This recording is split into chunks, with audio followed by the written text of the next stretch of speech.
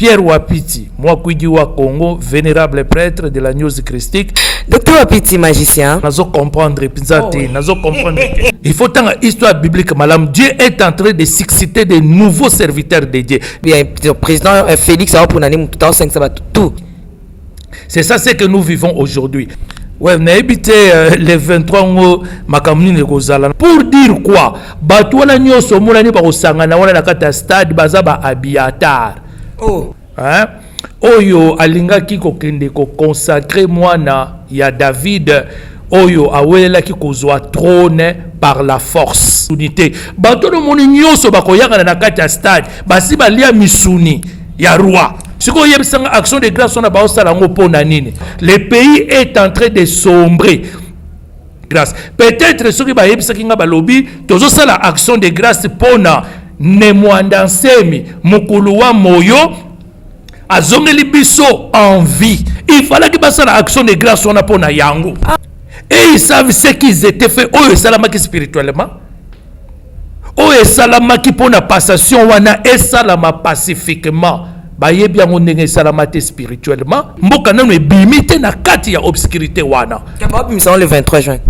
La raison est quoi? La raison est que Jean-Pierre Bemba président ya MLC tango sa sali ba bongisa minaye ke azoko ya awa pona meeting d'ailleurs bango faut ba ke loko kosa ba konzi eloko moko te ba sala action de grâce to kotala donc ba sala action de grâce makambo esimba te eloko moko te ma sœur oyo toyebi eza tokosala la journée d'action de grâce bokolo tokomona bana ya campus basaleli bango ba bâtiment bakomi kotanga na kati ya basale moko boyo équipé eloko ni oko proposer tant pasteur devant le chef de l'État n'a prélevé 10 points pour relever le Congo nzamba koyoka yango te admettons que nous avons 5 signes akoyoka yango te. S'il vous plaît, jusque là, s'il vous plaît, pour l'homme de Dieu, on est à la qualification mot injurieux. Si. Bah ça va comédien.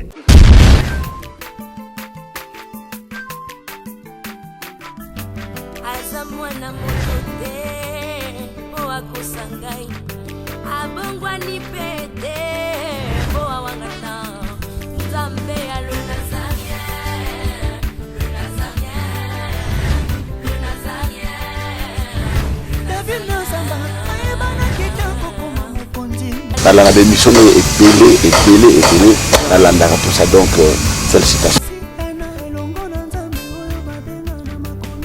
5 ans déjà Eza et belé les Nazaréens parce que avoir une structure et tenir ne fût-ce que 3 mois il y a Pamba Eza li pendant mois mbaté. Moi ce que je vous demanderais enfin ce que je souhaiterais Eza que Bokene Lissous. Maman Tiffany, chapeau bas. Je sais que c'est dur, mais continue.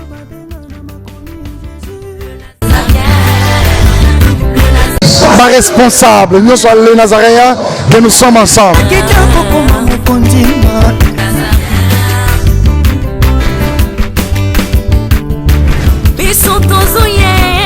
David a dit, je suis dans la joie lorsqu'on me dit dans la maison de l'Éternel. Et même si je marche dans la vallée de l'ombre et de la mort, je ne crains aucun mal parce que le Seigneur est avec moi. Je dis shalom, bonjour et bienvenue sur nazareantv.com. C'est votre site, c'est un site qui édifie pas mal de chrétiens qui sont partout dans le monde entier, dans tous les 5 continents du monde. On est ensemble, il n'y a pas de souci, avec l'humble servante de Dieu, la princesse de l'Éternel, la sœur Tiffany Moko, la présidente du Parlement Céleste, dépité quoi. Dans cette émission, Table Sainte, une émission pour les hommes de Dieu autour des sujets importants, aussi très capital et surtout les sujets de la Bible, bien sûr aussi de l'actualité.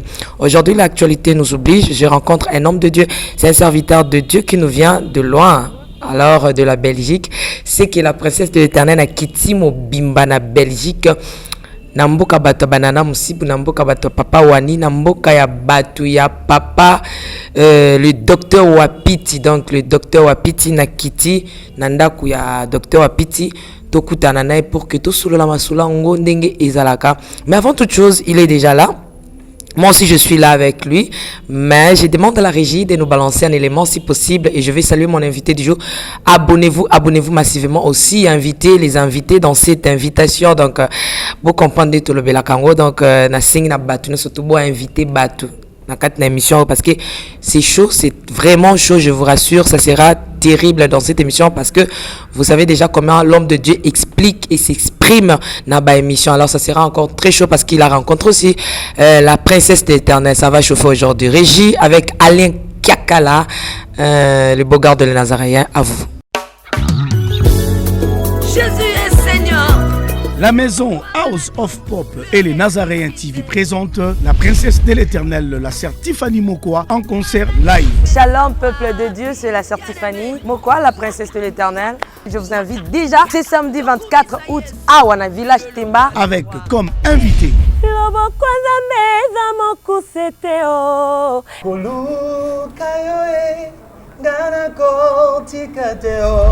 le frère Paul Bakenda, Maman Godé Bondembe. Nous serons au village Temba avec notre sœur Tiffany.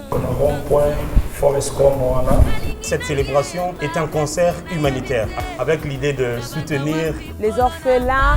Participation $5. Justement pour redonner ce sourire à cet enfant qui pleure quelque part. C'est $5 seulement. Mais vous êtes pas obligé de vous limiter là, vous pouvez emmener plus que ce que vous possédez. Avec comme thème célébration autour du trône. Kembo, alléluia. Hosanna, na Yahweh lele. Ding, ding, ding, ding, ding, ding. Lieu de vente des billets. Église Cité Bethel Centrale, Limité, Première rue, Village Ntemba, référence rond-point Forestcom, Silhouette Télévision et les bureaux de Nazaréens situés sur l'avenue Kassavoubou. Numéro de contact plus 243 89 68 38 025. Merci, que Dieu vous bénisse. Merci de retour sur ce plateau avec Alain Kiakala, avec cet élément qui nous a balancé. Il y a le 24 août, événement à Mounene, où il y a concert humanitaire au Tosali pour Naborfelin. Après cet album Trône, la sœur Tiffany Mokwa, avec son manager Nekab depuis les États-Unis, dont je salue, Maison House of Hope et les Nazaréens, produire la sœur Tiffany, concert Oyo, pour Kosunga Borfelin, na mois de septembre, bazonga classe madame. Voilà pourquoi nous vous invitons. Oui, Rosana Kinshasa, Ndeko Rosana Kinshasa, oui, Bim Rosana Kinshasa, donc Senganae a participé à un concert. Alors, participation c'est à $5. $5 pour que tout soit payé, bande de orphelin, venez massivement, ou bien, tinda contribution, il y a Elokono Européen, ça n'a orphelin, topé, comment concert s'est passé, donc soutenir Yango et le Seigneur vous bénira. Je regarde déjà mon invité du jour, ce soir. J'ai dit shalom, l'homme de Dieu, de Dr Wapiti. Shalom, shalom, Maman Tiffany. Shalom. Dr Wapiti, Kinshasa Community Simanda, quoi? Non, la Simanda côté Tiffany, oyebi que j'ai une grande mission pour la RDC. Hein? Donc, et puis, na lobby, dans cette ère nouvelle que la RDC vient d'entrer, il faut que ezala accompagner la news christique, parce que sans la news christique, la RDC sera toujours perdue. Raison pour laquelle Nazoya très souvent pour poser les fondements de la news christique. News christique, ndenge uchukolo ba papa Dr Wapiti basus ba kansa to sel émission au na mois de mars ndenge to zaki no to sala ki 3 to bombi. Est-ce que okoki ko s'exprimer devant public ko balingaka Dr Wapiti songo to zawapi précisément la mso kansa la sœur Tiffany akekutana na pa Dr Wapiti na Brazza. Dr Wapiti bakutana na Cameroun, o expliquer bango za date nini mo koloni to sa émission. Non, aujourd'hui nous sommes le 21 juin 2019. Et nous sommes ici à Kinshasa, la capitale de la République démocratique du Congo. Et dans cette guest house Sinaïm, ici non loin de Jean 23, où nous avons la émission Oyo. Voilà, donc allez-y comprendre, tous allez pendant la guest house, donc Sinaïm, ici qui toko propre, bateau surtout où Taralibanda Boya Kanabi à Dr Wapiti Zana ba découverte, donc c'est vraiment très propre. Boya, Katina Kolo Kimia, taka to sa émission awa donc kimia et puis propreté lo SCP singa makasi pour docteur Apiti akenaka bisika propreté zali docteur Apiti magicien, docteur Apiti un homme de Dieu, docteur Apiti koye au trouble protomingi okom koya na Kinshasa bit na yo ya kozala awa ezanini. Bon, bit ezali poser une pierre.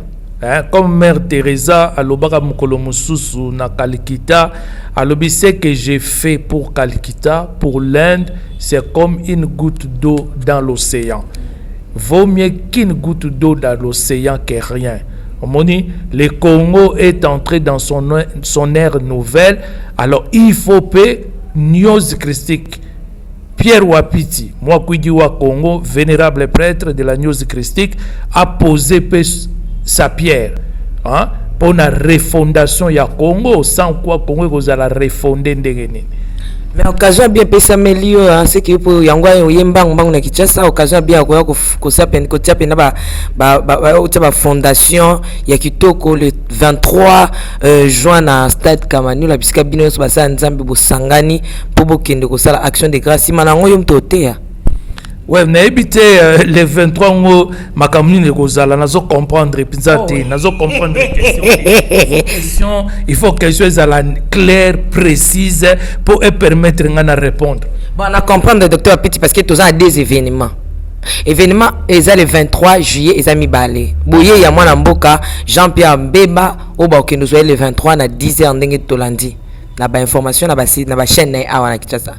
Deuxième événement ezali o bino ba sena nzambe lokwa ba papa na biso mukuna lokwa ba papa na biso voici l'homme lokwa ba papa na biso bino no sokaka bino tout etiki mutute poni mutute président Félix a pour nani mututa 5 sabatu tout ya on peut to moni présence tobi après ba tapoto bi bazali ba pasteur à Belgique pe oyo yebi basana kata makambo ba simbi on ko simba maboko penza yo le to moni tobi a pasteur wa petit pe docteur petit pa yepo aya ko ta fondement na le 23 na stade Kamanu na prière ou action de grâce omoni ma sœur Tiffany omoni ba Abiatar ba obayebi histoire ya Abiatar hein oyo alingaki kokende ko consacrer mwana ya David oyo awelaki kozwa trône par la force.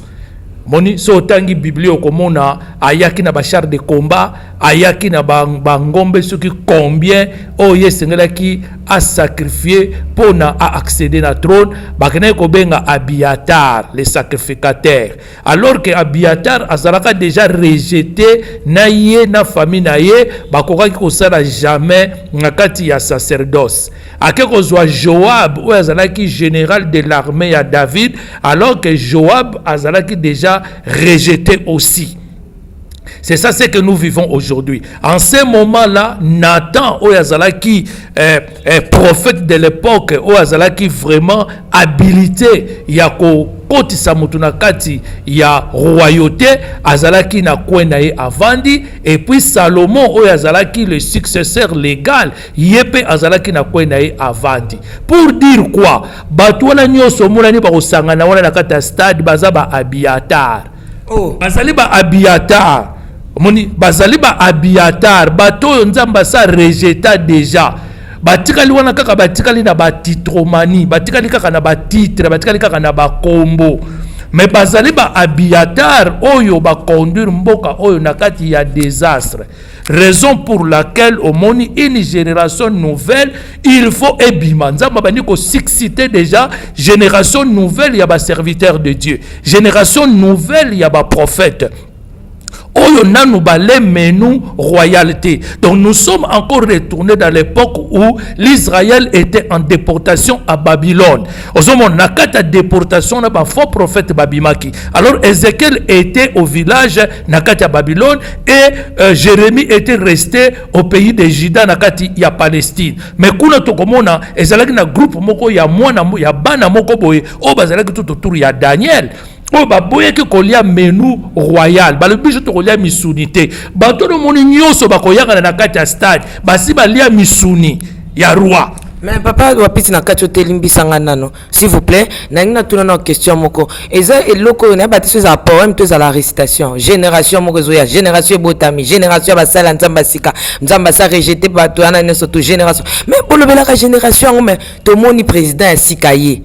Et tout le baquet génération à sika mais président a reconnaître Karabango a sangi sika Kabango génération tout le monde jeune mon côté à sika na pasteur ni surtout ba sangana et ça ka ba génération na au moins te ketanga nzambe na Congo ça ka génération wana papa wapiti il faut tanga histoire biblique malamu omoni il faut tanga histoire biblique malamu. Dieu est en train de susciter de nouveaux serviteurs de Dieu, de nouveaux prophètes dans ces pays.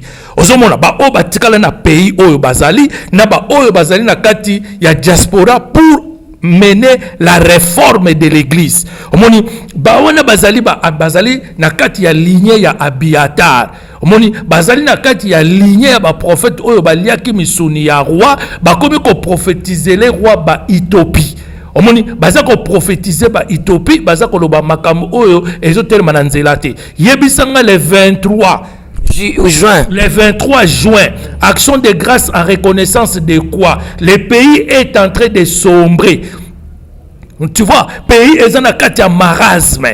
Congo est en train de sombrer. Bango sikoyo action de grâce on a bakosala yango pona nini action de grâce basala kango soki nzambe asaleli yo likambo moko songolo nde yo okoya pona koya kopesa ye merci action pe grâce no yo kopesa ye merci sikoyo yebisanga action de grâce on a bakosala yango pona nini événement action de grâce ba nomango bien action de grâce yango ezali ya nini pona eloko nini esalami na Congo oyo tokeno pesa nzambe action de grâce peut-être soki ba yebisaki nga balobi tozosala action de grâce pona Nemwanda Nsemi mukulu wa moyo azongeli biso en vie quoique batumiki bazali kolobake basasine ye batumiki bazali kolobake ase akufa mais toye komona mukulu wa moyo Nemwanda Nsemi azongeli biso en chair et en os. Il fallait que basala action de grâce on a pona yango docteur Wapiti vraiment ça la chose qui na makamso nga que ça l'abomination parce que ceux qui tozolo ba action de grâce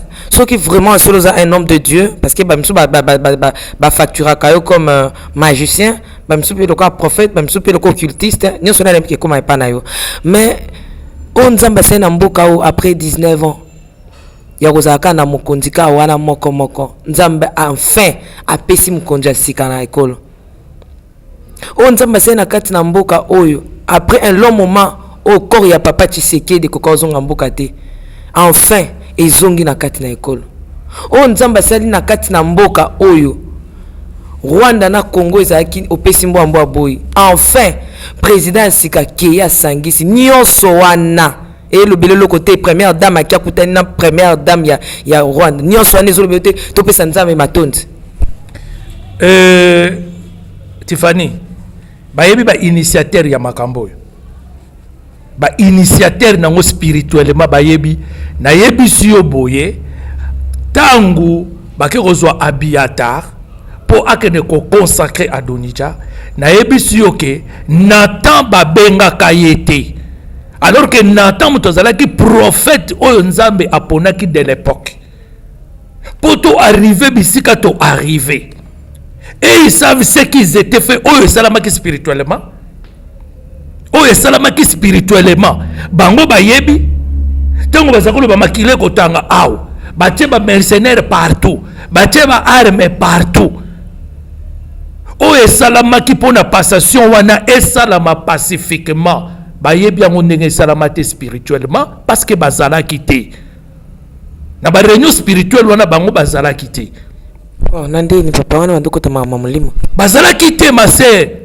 yo zalaki wana bazalaki te je te dis bazalaki te soki bazalaki tokotela résultat ya makambo ezoki ya babondeli na bango mboka eza na kati ya marasme mboka eza sombre na kati ya obscurité na kati ya makambo toyebi mboka nano ebimi te na kati ya obscurité wana kaba bimisa le 23 juin omoni bayebi makambo wana te bale misuni obino bobenga awa soki kanyaka yango bale baza kokosa même fumu waji tunga baza kokosa ye bazosali kokosa ye oyebi un jour Laurent Babo à Telemaka Lobby avant son arrestation qui était illégale. Alors j'ai béni beaucoup Dieu pour sa libération. Laurent Babo, qu'est-ce qu'il dira? Il dit mais bino ba prophète oboya kapana ngai. Ce qui m'a quoi y a pessinga prophétie. Tant que bima 10 minutes après moninga ne mususu à côté a pesé prophétie contradictoire par rapport au moninga ne mususu ayaki ko pesa po ya yeba kité. Laurent Babo le président alobaki na bango ni na Côte d'Ivoire. Abi na yebi bino no sonde bozawana mingi bozala ki ba féticheur, mingi bozala ki ba marabout awa bolati ba étoffe ya ba homme de Dieu. Vous êtes des menteurs. Ba tona bazako kosa baza bato basi ba rejeter ba yozo na po mboka oyo zo éclaircité babima na butu batala makambo ezo le kana kati mboko babima na butu batambola est-ce que batambola kana butu ba otambola na butu ndenge nini bango bakena ko élire ba domicile na bango na ma campagne bakena ko élire domicile na bango na ba gombe bakena ko bomba makuna. Mais docteur Apiti, on va dire même un peu débat na ba dimension sous là on va bima na butu. Ba pasteur nous batamba ba butu ba kinda ba zana ba veiller ba zana ni loko ba ko bima na butu ezana sens ni c'est un peu compliqué hein et ça compliqué té ba bima na butu tango 18 ko kaka ba bima batela makambo ele kaka moni batela makambo ele kaka mama sœur moni bazali ba oyo basi ba le misuni ya roi moni biso to kolia misuni té biso to kolia ba herbe verte parce que nous sommes des brebis. Tout ça, c'est carnivore. Non, la raison est quoi? La raison est que Jean-Pierre Bemba, président à MLC, tant que ça sali ba bongisa minaye que azoko ya awa pona meeting d'ailleurs, bango faut pas que le koko ça ba konzi. Non, meeting wane kozala très dangereux en quoi? C'est la constitution qui lui donne droit à chaque Congolais de manifester pacifiquement pour réclamer soit un droit ou faire un meeting pour son parti politique ou pour son église. Omoni, mais bango faut pas que nos causes ba konzike ko yawane ko zala matata soulèvement populaire lingo salama. Alors biso photo ça la mouvement moko contradictoire par rapport ya yé mutalenga ya les 23 pour biso photo ça la biloko na biso les 23. Raison pour laquelle il faut ba lia kanyaka, faut ba pesa bango ba mbongo ba bimisa. Mais bato na basi ba rejeter bango, ngana zo zela bango ba ya to loba makambo etali biblia. Tu vois? To loba makambo etali biblia.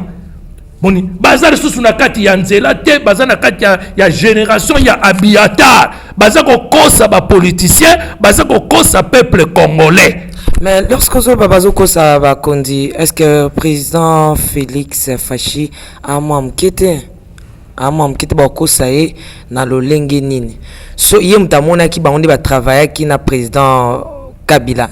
Comment ba pasteur ana ebele bazana ndingi ba combattre yep tant azaki na opposition lelo andimi bango amwa mketi ba kosa na likambuni pour le 23 wana payé mo pa kozala pa osengela pardon ya république mokati mobimba et puis ba sambeli ba pamboli école fungwa mais mwinde et puis lorsque vous dites que bazo kosa ça c'est un peu flou hein eloko moko ekosala maté eloko moko ekosala maté eza biloko moko dilatoire. Et donc que c'est la matin nayebi les 30 jours ba repère sa discours demandant la réconciliation nationale. Toko tanganaka ta mituna bango c'est la news christique. Moni ya yebi makama Bible ta yebi ndé politique. Laissez la politique aux politiciens, laissez l'église aux prophètes de Dieu. Et laissez la pastorale aux pasteurs et l'enseignement aux enseignants. Moni donc il y a Zali politicien, mais il y a Zali l'homme de l'église, un ministre de l'église. Et le côté, basta l'action de grâce totale. Donc basta l'action de grâce, makambo simbate. Et le côté, ma sœur, Toyebi, les 30 jours, repère sa discours, vous allez baser sur la réconciliation. Le 23 ou les 30 je parle du 30 juin. Oyo bakosenga réconciliation nationale. Mais avant que la réconciliation nationale puisse avoir lieu, il y a des points qu'on doit discuter. Ngana yo toza na conflit, Maman Tiffany. On limite se réconcilier. To réconcilier kaka boyete, to ko zo problème oyo s'opposer ki biso bibale na yo, to ko mettre en sur la table et puis to ko tirer conclusion, mutu na ko tirer ba erreur pe ba faute oyo kometaki, si malango to se pardonner, aller to se réconcilier, to démarrer. Vous comprenez? To ko se réconcilier te na biki na fait babi réconciliation nationale. Non, il y a eu un problème. Nous devons d'abord traiter ce problème-là avant de se réconcilier. Et là, comme que ça la matin, au moni, la journée d'action de grâce, on a une action de grâce, c'est télématé. Et ça, la journée d'action de grâce. Beaucoup de tokomona, bana ya campus, basaleli bango ba bâtiment, ba komi kotanga na kati ya basale moko boy équipé électroniquement na ba appareil moderne. La action de grâce motokomona, ba hôpitaux na biso ba équipé bango na ba machine moko boy médical moderne. La action de grâce mokolo tokomona, bana ba komi kotanga ba vandi na kati ya ba ban, ba instituteur pe ba institutrice na ba professeur, ba komi ko salaire na bango descente. La action de grâce mkotokomona ba policier armé ba komi ko futa bango mboko na bango et un salaire descente. La action de grâce mkolo wana. Docteur Apiti, s'il vous plaît, docteur Apiti. La Bible nous dit que chaque chose a son temps. Est-ce que vous avez ma tondité pour nalikambo ko salela yo? On est à question 1. Et puis deuxième question na lingi un peu na enchenango pour na tunayo. Comment vous les hommes de Dieu Nzambe a talakabino lorsque ebele ya bato ba osangana na ba pasteur na stade entre eux ba yo kanarate?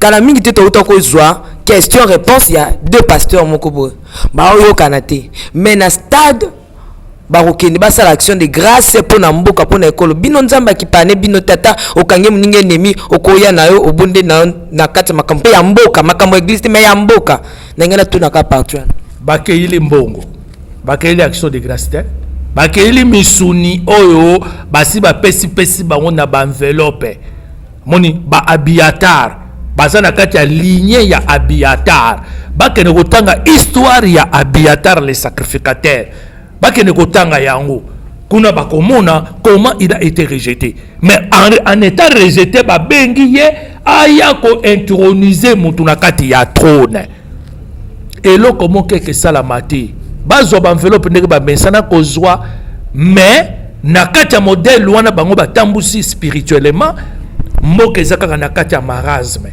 mboka ezaka na kati ya chaos total babima na butu batala babima na butu babima na ba campagne sika bakenda babima na ba gombe sika bakenda babima na butu ba ya kotala peuple bakende na Masina bakende na Kingasani bakende na Bumbu bakende na Kimbanzeke bakende na Njili bakende na Matete baya na Ngaliema bakende na Mongafula batala Congo. Mais docteur Petit nangina tuna mutuna nangambo MLC ko sa milulu en face nango stade de Zawana ba ko sala pe milulu soki to souhaité soki parce que masse ko zataka Congo mo ba osangana entre stade do ba osaka na kati stade wana ba tout ba na ba chrétien na ba koto pe MLC ba osangana wana admettons que Mobule Salami Masasi Betami Makile Tangi izana mutu ya banane et qu'il y a compte action de grâce toi qui na compte MLC non otangisa makila mais bisika non otangisa makila nani balobaki Fayulu les soldats du peuple akoya awa soulevement ko sala soulevement sala maki wapi soki Jean-Pierre Bemba otangisa makila okita wate okita na aéroport ni okita na aéroport ni parce que avant il faut quitter l'aéroport faut pas passer autorisation.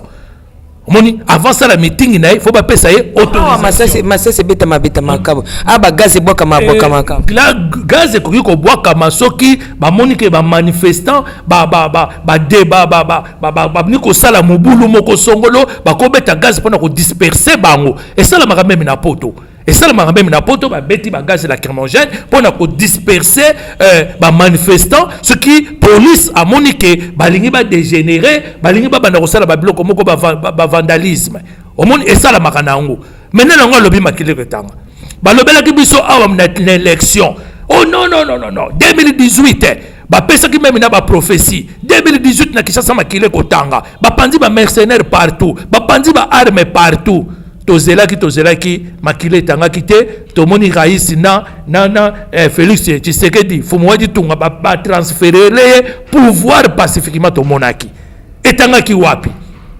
batika kolengisa peuple batika ko trembler ce peuple batika ko semer la peur na kati ya peuple parce que la politique c'est quoi c'est semer la peur omoni semer la peur moni batika biloko wana moni batika même ye Jean-Pierre Bemba koya akopesa meeting na ye pacifiquement faula yaka pesi meeting na ye Masasi ebetaki wapi ebeti place ne to moni place atadi sasi moko ebetaki te apesi meeting na ye asilisi meeting na ye akena ndako na ye kovanda na poto balobaki nini tozozela soulèvement populaire na yebisa bango faula kosala soulèvement populaire te il est en train de vous mentir akosala yango te.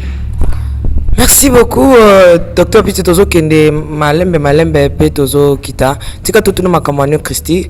Le loyer, na message moko lobi est fondé. Il faut otia ba fondement, otia vraiment makambo ezala bien. Comment est-ce qu'il fallait bateau banda na bango ningoza no ba papa wana, ba yaya na yo, ba vieux wana, opesa bango enseignement oyo et puis okoya na ngona génération oyo et awa déjà yo zolo ba bango de ba si ba longwe na course au moins to za ko se combattre non nazo se combattre te o luka combat oyebi oui combat za na diable moto azana diable nda kubundisa œuvre ya nzambe moto azana diable te akobundisa œuvre ya nzambe te banani babundisa ki Jésus les chefs religieux. Est-ce que botanga ka Bible est bien ma sœur? Tanga Bible bien. Batu babundisa ki Jésus zaki ba pakanote. Batu babundisa ki Jésus zaki ba païente. Batu bateka ki Yehoshua. Bazala ki ba païente. Bazala ki ba chef religieux. Oyo déjà balia ki kanyaka, balia ki déjà misuni ya empire romain pendant l'occupation. Moni alors tant Yoshua aye na message moko contradictoire. Aye ko compléter oye bandaki ko zanga bango nde na place bango ba moneke po ba défendre ba intérêt na bango c'est pour cela ba kene ko accuser ye et na kati ba accusation na nous prélevons 9 chefs d'accusation et parmi ces 9 chefs d'accusation c'est les chefs religieux qui a porté cela contre Jésus et ce qui m'a païenté na kati on peut balobaki na ye moko aux magiciens, aux hommes bengana, mais mon esprit a Belzéboul. Balobaki na yango, tu incites le peuple à la révolte. Balobaki na yango, balobaki na tu es un menteur, tu incites la population à la révolte. Balobaki na babilo kwa na nyoso tu. Alors lelo, bato bazo combattre biso bazali ba chef religieux. Ba chef religieux ngo banani. Ba o bazana kata génération ya Abiatar. Ba ngona batondani na kata capitale. Batondani wana zo komona bango batondani wana. Moni baza ko kosa population mais baza komi kosa bango moko. Le temps est venu pour que le Congo soit éclairé par la lumière christique. Si le Congo souffre parce que la majorité n'ont pas la lumière christique, bazo kosa que to bati samba na molimo mo santo baya ko expliquer biso baptême wana ezalaka ndenge nini. Quelqu'un a parlé du Saint-Esprit. J'ai dit aux gens il a parlé du Saint-Esprit, il a parlé des manifestations, mais il n'a pas parlé qui est le Saint-Esprit. Qui est-il? Azali nani ye Saint-Esprit wana? Oh ya tangisi bino titi place moko ta lobeli bino Saint-Esprit azali eloko boye azali eloko boye azali eloko boye. Omoni donc batona toyebi ke bako combattre biso mais quand nous avons la lumière christique et nous aimons vraiment ce pays bako longa te. Omoni action de grâce bako sala yango bango bayibi bato basala ki mabondeli pour parce que ce sont des pouvoirs esala honnêtement. Donc si je comprends bien docteur Pitozo réclamer de babingioté. Jamais ngana siège à la cour céleste. Moni ngana siège à la cour céleste. La cour de ce monde. Babenga te, moi je m'en moque parce que ngana siège à la cour céleste. Vous comprenez? Ngana siège à la cour céleste.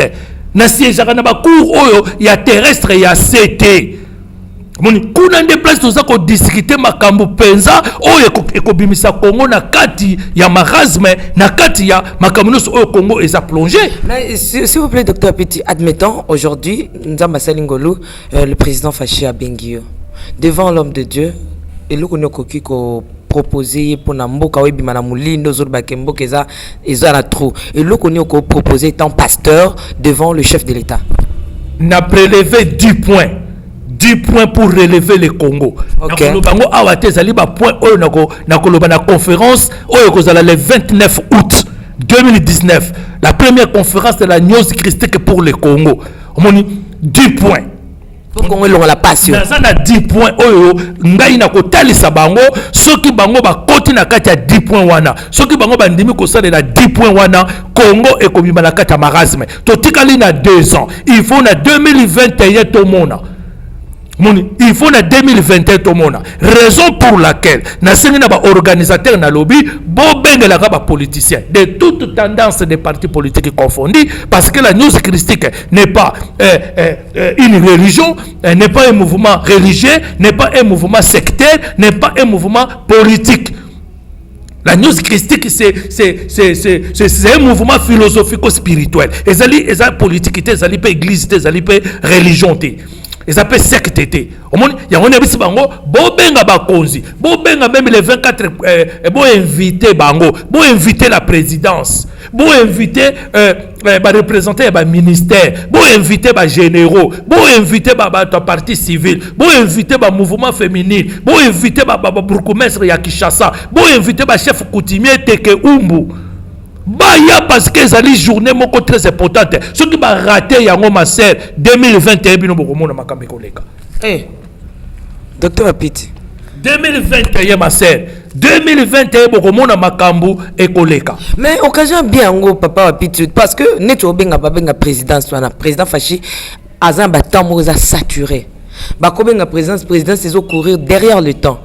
Tant yango pe parce que baza pas organisateur za bande comme soupe à Belgique baza wana yo za ovanda na Belgique pour nite ko profiter pe ça ta parmi 10 points au relevé au pe ça ta dès le 23 le 23 juin au stade est-ce que babenga ki Nathan hein l'année la histoire tango basali ba Adonija basali ba monter na Abiatar na Joab akeko le général de l'armée qui a été déjà rejeté akeko soit prophète ou azalaki déjà rejeté pour baya ko introniser est-ce que babenga ki Nathan hein ngala za la kata génération ya ba Nathan moni génération sacerdotale oyo yepo eluka esikulisa mboka oyo est-ce que babenga ki soki babenga ki Nathan te yo moni babengi ngai balandaka ngai na bémission balandaka nga na ba YouTube balandaki nga na RTNC balandaka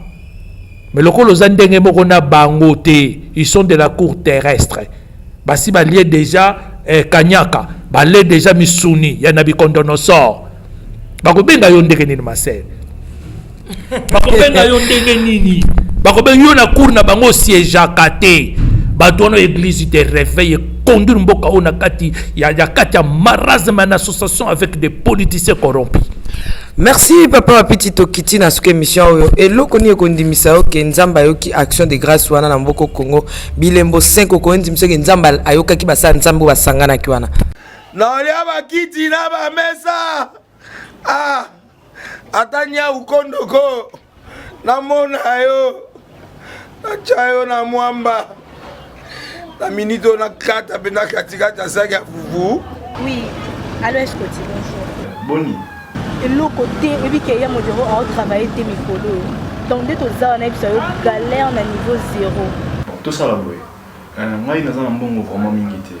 Mais nazo tchela bino moi mkio naza nango na agence moko boy Nazareta. Sarita c'est du sérieux. Oh. Maman, comment est bon donc yo pesa au fouti mbongo pour partir à poto biso to ya to jubilo. Na bengi ya Scotty. Agence moi ifonga mi comme na Nazareth. Na kufie. Agence lisusu. Ndeke sansu mulongo kuna. Pour nous là susu. Kuna eza mamba mulongo te. Ye si afuti mbongo kuna partir à poto biso to zoke ko récupérer biloko oli. Ah tika boyeko. Yeso mona makamba bongo na monte. Bat papé si mbongo kuna biloko récupérer biloko oli na agence. Ezalaka. Mais moi bandi. Maman, dès nanga yebisi ngai mena ndimite na lingi na mona ki mona mbeso poli kamba boye na monde na ne salamate mama yebisa ngai ba pesi mbongo kuna biso to récupérer biloko kolia awa ya solo boutique Nazareta ezali boutique ou ezali à distribution ya ba produits alimentaires na sali poto sunga bandeko oyo même ba oyo bazana na peu de ressources comme la boîte bandeko bazana niveau à Kinshasa même avec un petit rien Donc à partir à 10 $, 15 $. Donc si vous avez un bon côté, nous devons nous apporter au Sunkayo, à Ozuga Bilogolia. Eh, Maman Nazareth, Tanzamba Pambola, Bakse Mikole Bele, Awa Nasena Mokili. Et bon, Awa Tuzawa, Potoyeba, adresse à Awa. La boutique Nazareth a été ici à Kubungate, Toza Sir, avenue Monkoto numéro 1, direction Elengesa. Face à face na église catholique Saint-Vincent.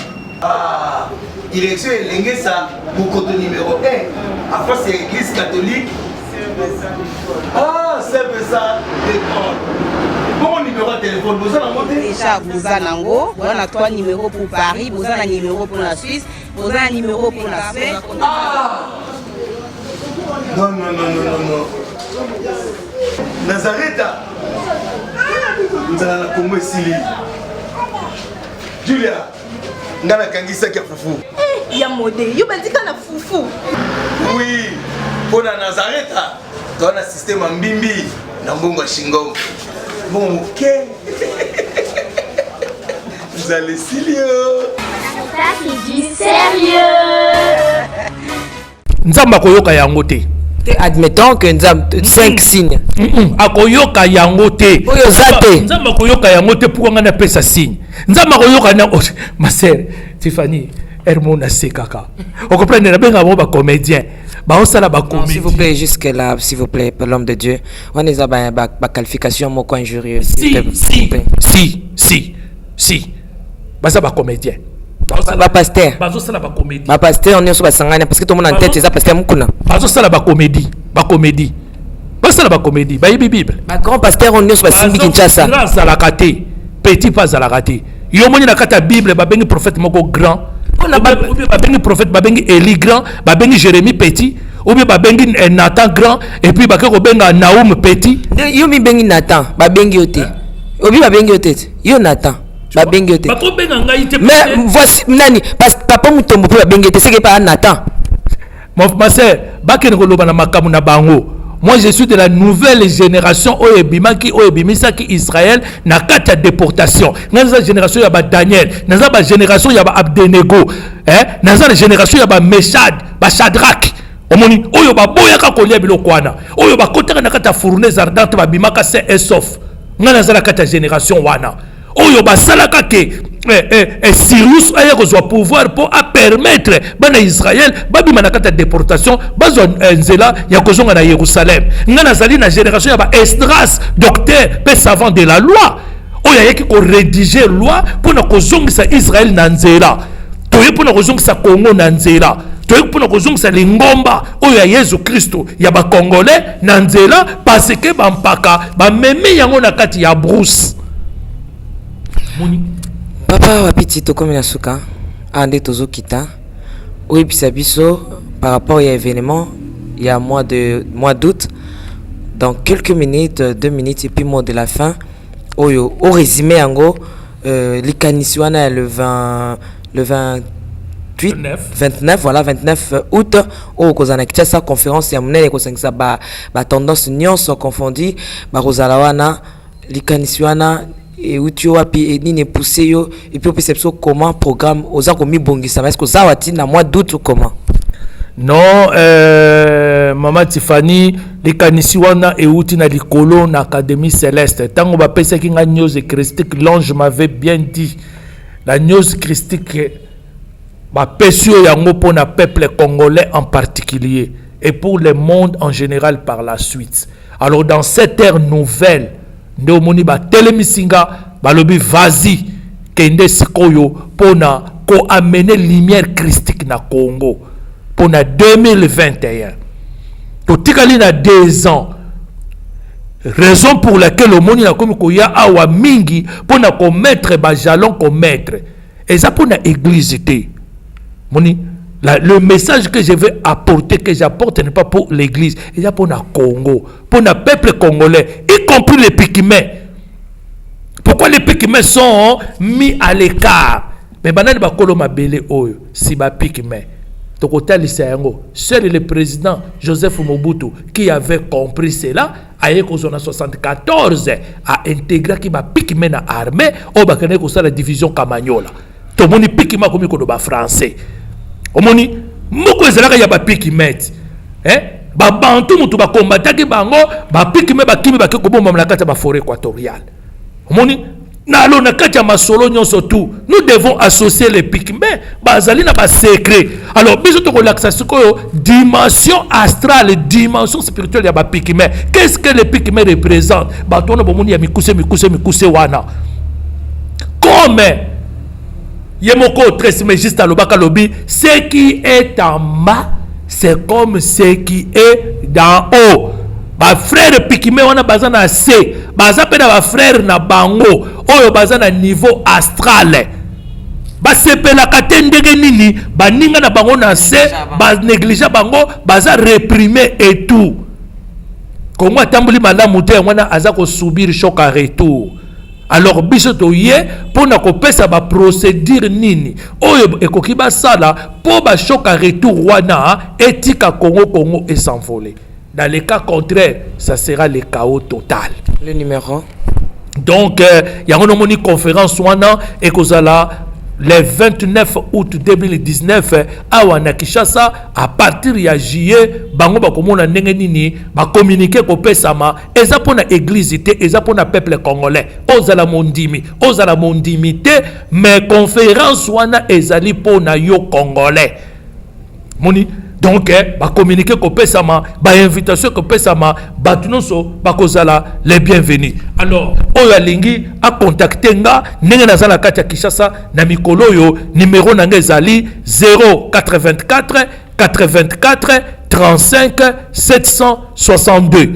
Je répète encore 084 84 35 762.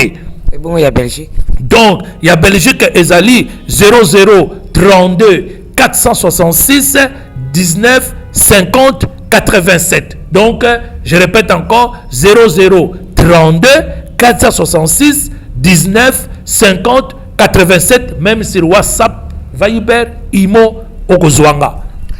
Merci, Toko Minasuka Ponalelo, mais je ne peux pas clôturer, mettre un point final l'émission sans pour autant n'être docteur vrai ou faux.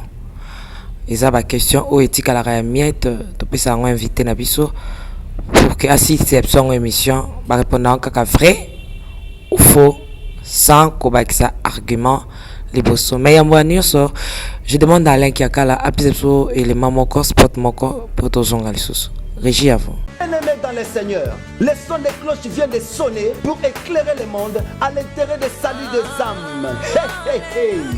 Les Nazaréens Productions vous présentent la princesse de l'éternel Tiffany Mokwa dans l'album Trône en featuring avec le pasteur Henri Papa Moulaja et le frère Billy Bilomba avec des chansons comme Kembo Alléluia Osana na Yahweh lele Oezo matanga na motema ezebele Yango na yebisi yo d'âge en âge et les quatre êtres vivants disaient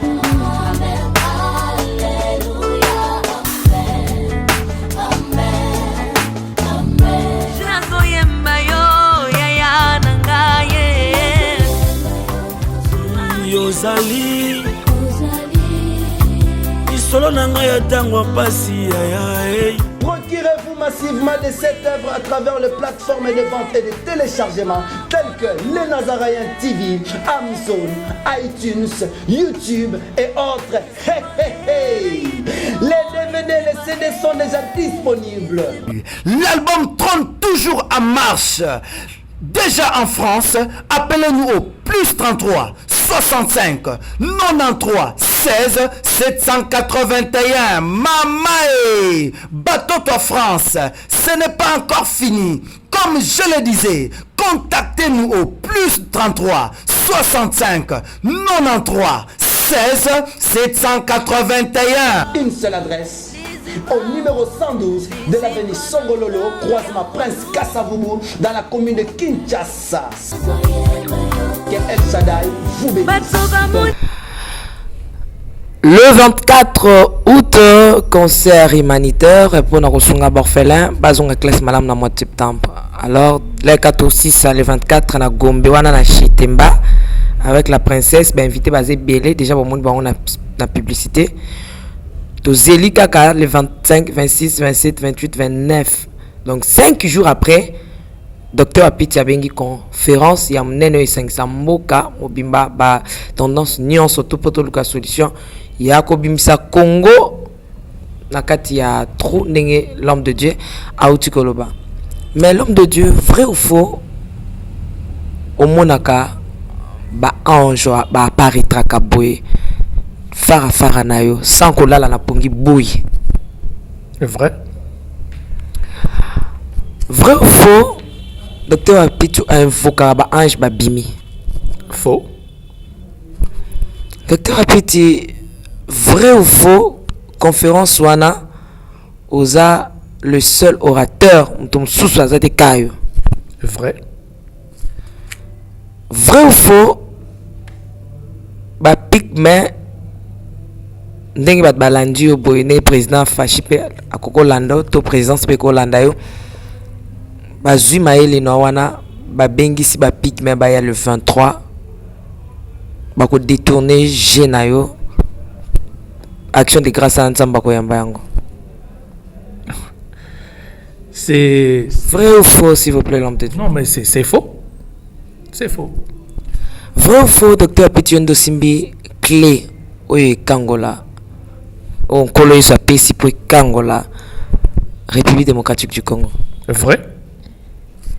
Vrai ou faux, Docteur Apiti, on dit ma bâtonnière sorti au baol baki, on peut baser la clé pour la Kangola, République démocratique du Congo. Faux. C'est ici que nous mettons un point final. Mais na vrai ou faux, moko etikal. Vrai ou faux, Docteur Apiti na posa ya audience direct na président Fachi. Vrai. Merci bato bo solo na président Fachi boye bisaye moi nso na tuna vrai faux Docteur Apiti ngal bon taza makamo sérieux et senga solo kaka ye na président Fachi parce qu'il y a la génération ya sika. Bato ana ni surtout ba entouré président Fachi déjà basila selon maloba Docteur Apiti. Alors Docteur Apiti étant moi na Belgique, président Fachi pe moi na ya Belgique mais moi na Congo. Un Congolais mais en Belgique ou à vendre na Belgique. Ayebi makambu ndenge zala. Docteur Apiti pe auta na Belgique. Abi azana posa bakuta na président Fachi parce que azana makambu ko yebi seza ngo ya kotonga mutu te ezana ko sepe mutu makambu te mais ça par rapport ya agneau christique bon. La news christique. Bon, sur la news christique. La news christique, ma sœur, j'ai dit, un homme de Dieu véritable et authentique ne peut pas être comme le côté que diabolisé présenté pour la bataille. Ne peut pas être comme un mendiant. Il livre un message pour son pays, il livre un message pour son peuple et puis il rentre chez lui. Agnos Christique, président Fachi Mkolonini, Basolana, président Fachi, Boye Bissaye. Quant à moi, je vous aime beaucoup de l'amour de Christ. Restez branchés sur le www.nazarien TV. Abonnez-vous aussi massivement. La princesse de l'Éternel, je vous aime beaucoup de l'amour de Christ. Le 24 août, Alain Kiakala, est-ce que tu causes à Sportswana? Jésus est Seigneur. La maison House of Pop et les Nazaréens TV présentent la princesse de l'Éternel, la sœur Tiffany Mokoa, en concert live. Shalom peuple de Dieu, c'est la sœur Tiffany Mokoa, la princesse de l'Éternel. Je vous invite déjà, c'est samedi 24 août à Wana Village Temba. Avec comme invité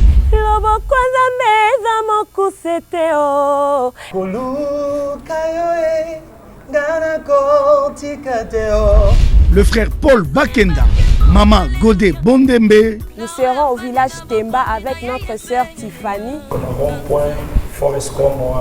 Cette célébration est un concert humanitaire avec l'idée de soutenir les orphelins. Participation $5.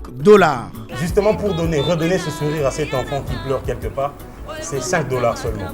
Mais vous êtes pas obligé de vous limiter là, vous pouvez emmener plus que ce que vous possédez. Avec comme thème célébration autour du trône. Kembo, alléluia. Hosanna, na Yahweh lele. Ding, ding, ding, ding, ding. Lieu de vente des billets. Église Cité Bethel Centrale, Limité, Première rue. Village Temba, référence rond-point Forescom. Silhouette Télévision. Et les bureaux de Nazaréens situés sur l'avenue Kassavoubou. Numéro de contact plus 243 89 68 38 025. Merci, que Dieu vous bénisse. Naolia bakiti na ba mesa. Ah. Atanya ukondoko. Namona yo. Nachayo na mwamba. La minute na kata bena katikata saki ya fufu. Oui. Allô, Escoti, bonjour. Boni. Et l'autre côté, et puis qu'il y a mon bureau à travailler tes micros. Donc, dès que tu as un galère à niveau 0. Tout ça là, oui. Moi, je suis un bon vraiment mingité. Mais je suis un bon moi, je suis un agence Nazareta. Sarita qui dit sérieux. Oh. Maman, comment est bon donc yo pesa au fouti mbongo kuna partir à poto biso to ya to jibilo. Na bengi ya Scotty. Agence moi ifonga mi comme na Nazareth. Na kufie. Agence lisusu. Ndeke sa su mulongo kuna. Pendant que là susu. Kuna iza mambo mulongo te. Ye si afuti mbongo kuna partir à poto biso to zoke ko récupérer biloko oli. Ah tika boyeko. Yeso mona makamba bongo na monte. Bat papa si mbongo kuna biloko récupérer biloko oli na agence. Ezalaka. Mais moi bandi. Maman. Leki nanga yebisi ngai mena ndimite. Na lingi na mona ki mona mbeso. Poli kamba boye. Na monde na ne salamate. Mama yebisa ngai. Ba pesi mbongo kuna biso to récupérer biloko kolia awa. Ya solo boutique Nazareta ezali boutique où ezali à distribution de produits alimentaires. Ah! Tosali poto sunga bandeko oyo même ba oyo bazana na peu de ressources. Comme on a été bandeko on bazana niveau à Kinshasa même avec un petit rien. Donc à partir à $10, $15. Donc si vous avez un bon côté, nous devons la poto ko sunga yo a ozika biloko kolia.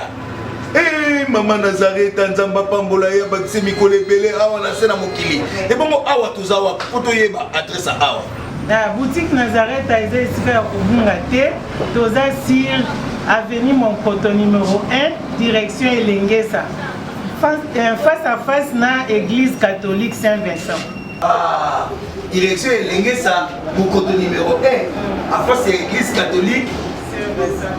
Ah, Saint-Vincent d'école. Bon numéro de téléphone, vous en avez déjà vous en avez. On a 3 numéros pour Paris, vous en avez un numéro pour la Suisse, vous en avez un numéro pour la Suisse. Ah! Non. Nazareta. Nous allons la Congo Sili. Julia, ngana kangisa kia fufu. Ya modé, yo bandika na fufu. Oui, pour la Nazareta, dans un système en bimbi, dans Bongo Shingo. Bon, ok. Vous allez Silio. Sarita qui dit sérieux. Aza mwana moto te po akosangai abongwani pete po awangata Nzambe ya le Nazarien, le Nazarien. David Nzamba ayebana ke